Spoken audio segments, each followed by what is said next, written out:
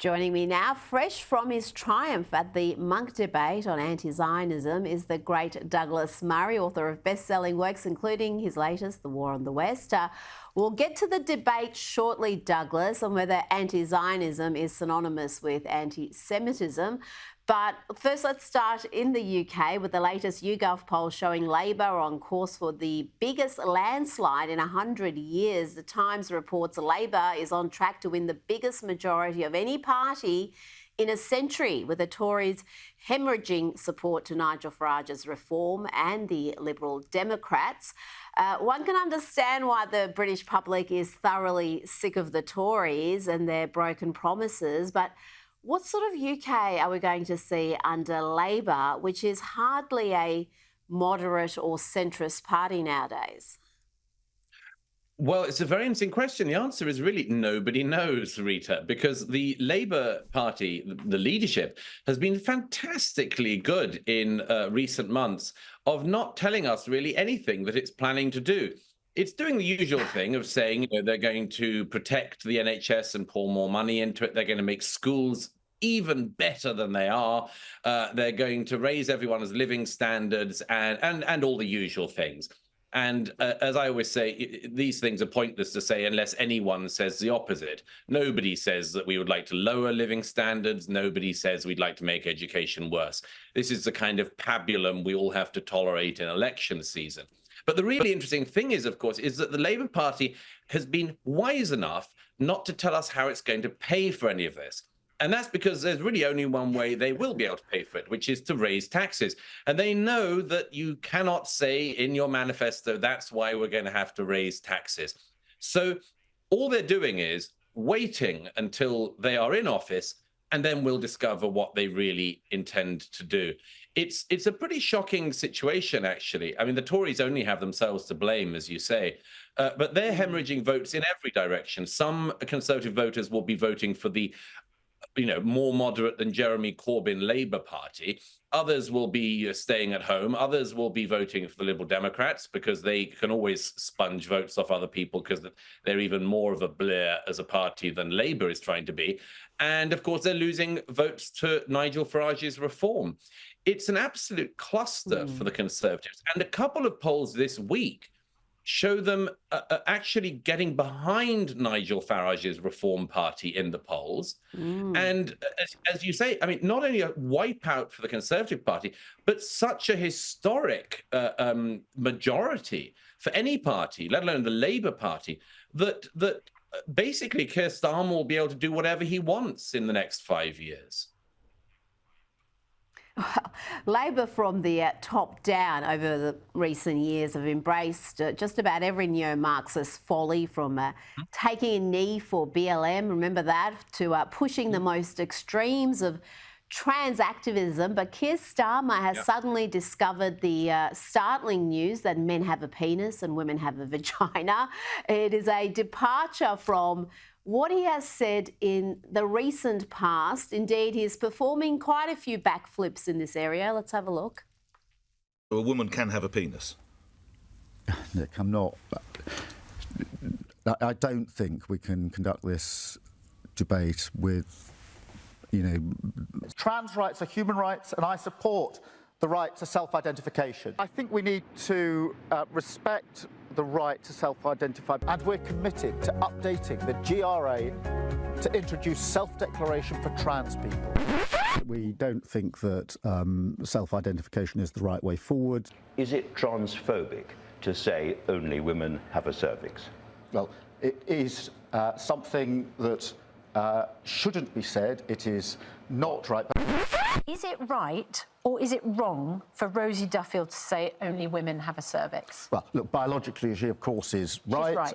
It's extraordinary, Douglas, that a man who is in his 60s now has such a fluid value system. 1 minute something is harmful and transphobic. Next minute he's happy to scream it from the rooftops. Yes, I mean, it's also quite alarming just for any man to get into his 60s and discover that men have penises and women don't. It makes you wonder what he's done with his life.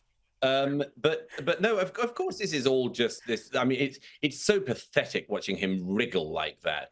He failed to stand up for his very brave female MP, Rosie Duffield, when she simply stated biological fact. He spent a long time doing exactly what we saw him do in one of those interviews, which is, well, it might be true, but we shouldn't say it, as if facts are sort of offensive, and always this dance. It reminds me of the sort of the religious wars of the 14 and 1500s, when people were sort of forced to say things or forced to denounce things, even if they believed them. And it's like that. Why doesn't this man, if he wants to be a leader, why doesn't he just have the courage to say what everyone knows is true and say, of course, it doesn't mean we need to be unpleasant or mean or anything like that to anyone who believes that they're born in the wrong body. But that doesn't mean that facts aren't facts. It's perfectly straightforward, and it's very telling about him, because, as I've written before, the problem with it isn't this issue itself only. It's that anyone who's going to be blown by a cultural wind that way, which wasn't the case merely 7 or 8 years ago, the next cultural wind will blow them again and again and again. And who knows which winds will blow in the next 5 or 10 years whilst Keir Starmer is Prime Minister.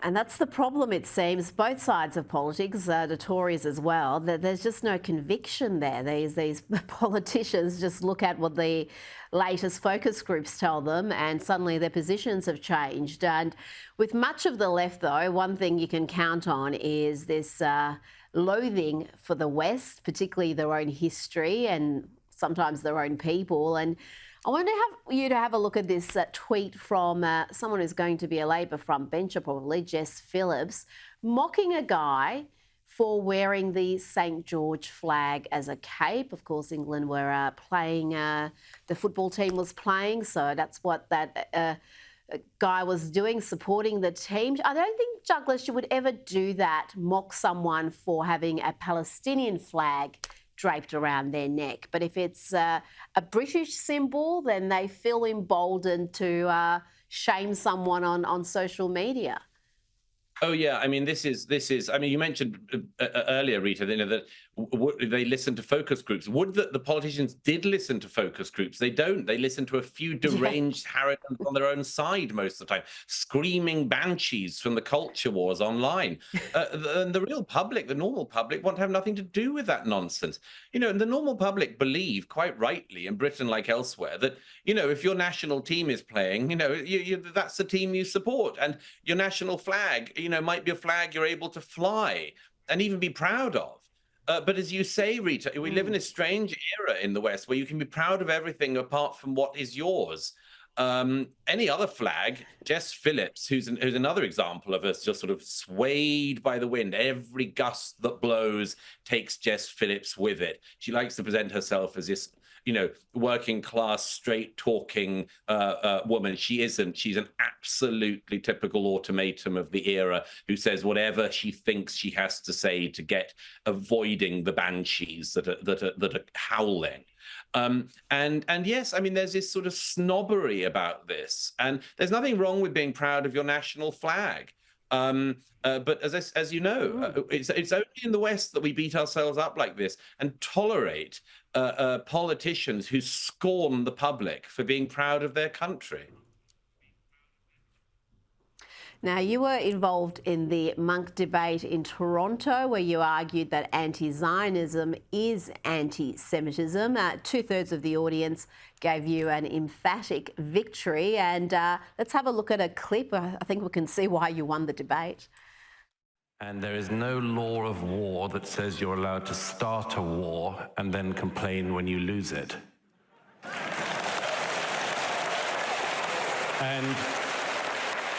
And if Mehdi cares about the Palestinian casualties, as I'm sure he does, then tell your bosses in Qatar to tell their friends in Gaza to stop the war and give back the hostages.